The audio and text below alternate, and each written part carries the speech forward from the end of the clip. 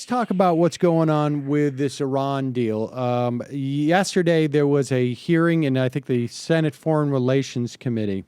And we have a montage of what we heard during the hearings. It's from the Guardian newspaper. Let's play it. I will. First, we're going to hear from Bob Corker, then Ben Cardin, and then we will hear from John Kerry again. But we'll stop. I mean, it really is. I mean, people have been very critical of this hearing because it was just really just sort of grandstanding.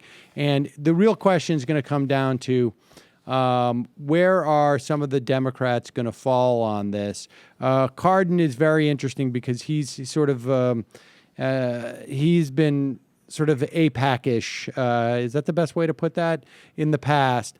And Schumer also is going to be interesting to see. I think at the end of the day, it appears that the Democrats are going to sort of fall in line, and this deal is going to go through, which, of course, is going to make it very difficult for one of your bête noirs, John McCain, to top his records in terms of showing up on Sunday morning talk shows. But be that as it may, it does make me feel bad for him. Let's start with Bob Corker, who really does unleash a corker with this analogy. It is nicely played. Thank you. It is. I mean, maybe we'll stop it after the audio to parse what he's really trying to say here. But let's start with this audio.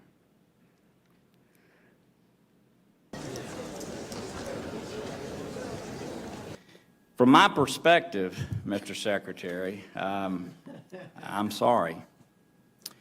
Not unlike a hotel guest that leaves only with a hotel bathrobe on his back, I believe you've been fleeced. Okay, let's just stop it there for a second.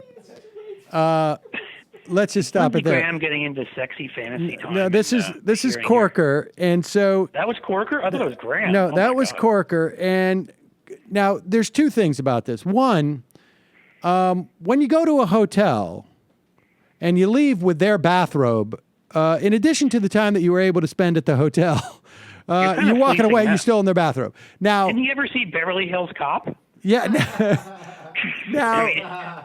Now Michael thinks he's figured it out, that what Corker's actually saying is that somehow he also lost all his clothes. So he stayed at the hotel, which he paid for, and somehow they stole his clothes and he left with a bathrobe. Now, I don't understand in what world this, like, I don't understand like how the mechanics of that, but even if Corker could actually explain his analogy, he would be lying because the United States gave up nothing. The reason why this is not a treaty, but rather an agreement, is because the United States is giving nothing. There's no outlay of anything. All it is that the president has decided that he is going to exercise his statutory authority to drop the roadblocks that have been put up in terms of sanctions with the Iranians. So we have given up nothing. We don't lose our clothes. We don't gain a bathrobe. We have just decided to go forward. All right. Did we not negotiate free bathrobes in this deal? Well, if Kerry didn't get any bathrobes, like a nice Persian bathrobe, are you kidding me? You could see Kerry with a nice bathrobe smoking the pipe. Exactly. You know what I mean? That would be a huge mistake. All right, let's continue with the audio. In the process of being fleeced, what you've really done here is you have turned Iran from being a pariah to now Congress being a pariah. In the following week, and we'll get outside experts. Many of us have taken advantage. I looked at the framework that was agreed to in April and looking at the final agreements that we've gotten today, and our negotiators got an awful lot, particularly on the nuclear front, which is beyond my expertise. We got things that there were many rumors during these last couple months of what was going to be in this agreement and how it was going to be weakened from the April framework that, in fact, have been strengthened since the April framework. Okay, stop it right there. That was Ben Cardin, and the reason why that's encouraging is, like I say, he's an AIPAC guy, and this is the sort of script. This is how they get to, we're going to support the president. I was very skeptical during the entire process, but now when I see the end product, I got to tell you, I'm surprised things have come out good. That's the way you play it from a political standpoint. If you want to show, I was skeptical all along. I was never a total buy-in. Of course, this is all sort of theater on some level, but that's the way politics are. I was always sort of skeptical, but now I see that at the end of the day, this is actually a legitimate deal. Let's continue. We're going to hear from Kerry. And us believing that that's where that it came from them. Moreover, if the U.S., after laboriously negotiating this multilateral agreement with 5 other partners, were to walk away from those partners, we're on our own. Our partners will not walk away with us. Instead, they will walk away from the tough multilateral sanctions regime that they've helped to put in place. And we will have squandered the best chance we have to solve this problem through peaceful means. Sacrifice to their families. And we thank you very much for your... But the fact is that Iran now has, we all don't like it, but whether we like it or not, Iran has developed experience with a nuclear fuel cycle. They have developed the ability to produce the fissile material for bomb. And we can't bomb that knowledge away. The 2 uranium pathways, the 1 plutonium pathway, and the covert pathway.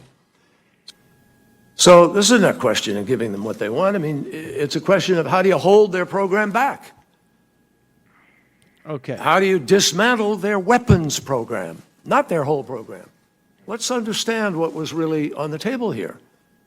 We set out to dismantle their ability to be able to build a nuclear weapon, and we've achieved that. Okay. All right. So let's end it there. So, I mean, there it is. Basically, there's 2 other points, big points that Kerry makes at that point. One is that if we don't make a deal, the regime, the sanctions regime falls apart. We can't control the rest of the world to maintain these sanctions, even though there was a deal on the table, right? Because that was why we said to start the sanctions in the first place. Let's force them to the table, get rid of their nukes. And then he says, like, look, you know, and if that happens and the sanctions walk away, in terms of what's left for us, we can bomb Iran. And maybe we can get them down to where this agreement gets them if we bomb them properly, which I don't think is the case. But proper bombing, right? If we have this special pinpoint Superman Lex Luthor bombing regime, plan, we can get them down to where it is now. But then they just rebuild it and they do it at double time. And if they have the ability, like everybody, like the opponents of this deal say, like, well, they have secret sites and secret mines and secret places where they can get this. Well, if we bomb the ones we know, they're just going to ramp up the secret ones because they're actually supervillains. Yes, so they can do everything.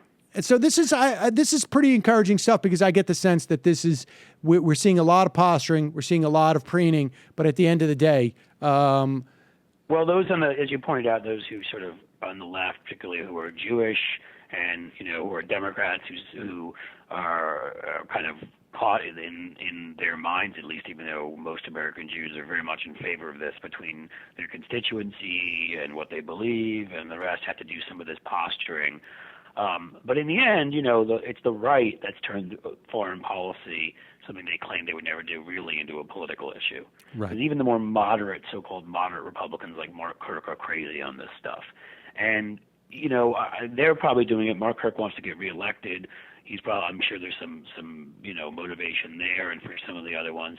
But in the end, there's really 2 principles here at work. One is we can't go to war with everybody. I mean, you've got people here pretending it's like George W. Bush getting up and giving out his list of bad guys, and with no sort of discernibility for who's who, and no nuance and whatever. It doesn't matter, Sunni, Shia, you're all the same. right. Because really, in the end, what this comes down to is Saudi Arabia versus Iran. And this is playing out in Syria, and this is playing out in Yemen, and this is playing out in many other places. And we've always been allies of Saudi Anbar Arabia province, I would argue. Yeah, exactly. Because Saudi Arabia gives us oil, yay, we like you, and we'll defend you, and whatever. But to argue that Iran, which certainly has a terrible human rights record and does support certain terrorist organizations, has a worse record than the guys who are beheading people in the streets and who are a spiritual at least motivator for ISIS on many levels, and who 15 of the 19 hijackers and Osama bin Laden came from, and there's all sorts of ties we'll never find out about because of redacted reports, is ridiculous. Basically what this does is it allows us to become closer to a different group that actually is much more moderate and has a better chance of ending up becoming a realistic sort of, at least not completely secular, but a democracy in the manner of which Turkey is, which is not to say perfect, but at least heading in the direction that we would want some of these countries hopefully to head in, because we know how religion and politics tend to mix. And that's what's going on here. Now, the second point is the other group of people that just want to go to war everywhere. I remember you had said this at one point, Sam, about Iraq, and I've come around to your view on this. I just think they're that evil, which is I don't think they want it to work. I think you had said that back then. The chaos is better for them. Because anybody who really wanted things to work in the Middle East and took an honest look at what the fact that we've got Afghanistan on one side of Iran and we've got Iraq on the other side, we certainly screwed the pooch on both of those. So what do we want to do now? We want to blow up the place, take out the government, create chaos in the one in the middle with how many 60 million people in Iran, disproportionately young people who can fight if need be. Does that make any sense whatsoever to just blow up this region? I mean, all we did if we were so anti-Iran is strengthen them with what we did in Iraq. So, I mean, what's the strategy here? What's the policy? Where's the consistency on anything? There is none. It's just blow crap up because maybe that helps the Halliburtons of the world. I don't know. I'd like to not have that cynical world and to not think these are bloodthirsty, just vampires, but maybe that's just what we're dealing with here. Because I have no other explanation for why anyone would want to go to war with Iran, seeing the mass failure of what we did in Iraq, and think that this would turn out any better and not exacerbate an already explosive situation. Well, if it gets you on a Sunday talk show. Cliffy. I guess there's that too. That's worth it always. Yeah, 100,000 dead for 15, 20 minutes with Chuck Todd. Sure. Yeah, absolutely.